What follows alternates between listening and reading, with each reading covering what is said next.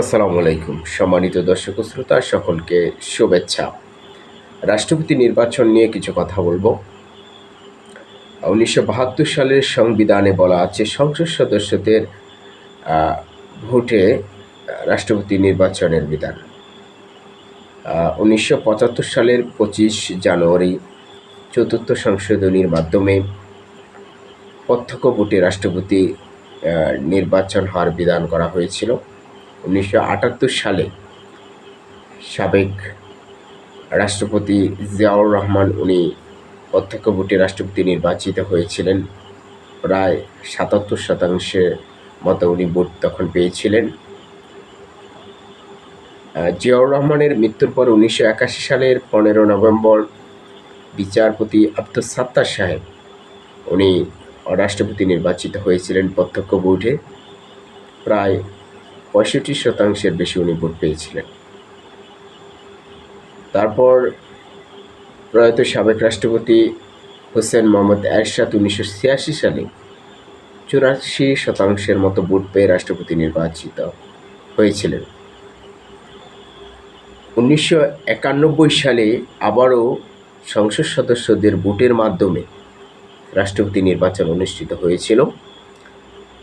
তখন বিএনপির মনোনীত প্রার্থী ছিল আব্দুর রহমান বিশ্বাস সাহেব, আর উনি তখন রাষ্ট্রপতি নির্বাচিত হয়েছিলেন। প্রায় ৩৫ বছর পর আবারও রাষ্ট্রপতি নির্বাচনের আলোচনা চলছে এবং রাষ্ট্রপতি নির্বাচন অনুষ্ঠিত হবে। ইতিমধ্যে বিরোধী জোটের পক্ষ থেকে ডক্টর অলি আহমদকে ওনারা সিলেক্ট করেছেন রাষ্ট্রপতি মনোনীত প্রার্থী হিসেবে।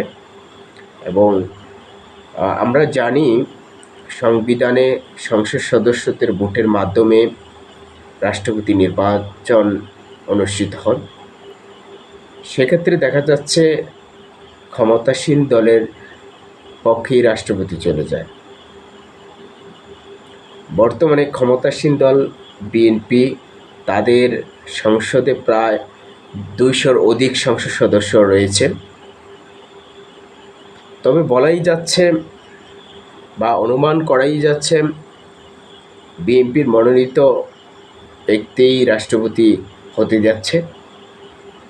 আমরা সেই সময়টুকু অপেক্ষা করি এবং রাজনৈতিক একটা সৌন্দর্যের খাতিরেই বলা চলে দীর্ঘদিন পর, প্রায় ৩৫ বছর পর রাষ্ট্রপতি নির্বাচন অনুষ্ঠিত হচ্ছে। আমরা সেই অপেক্ষায় থাকি। ধন্যবাদ।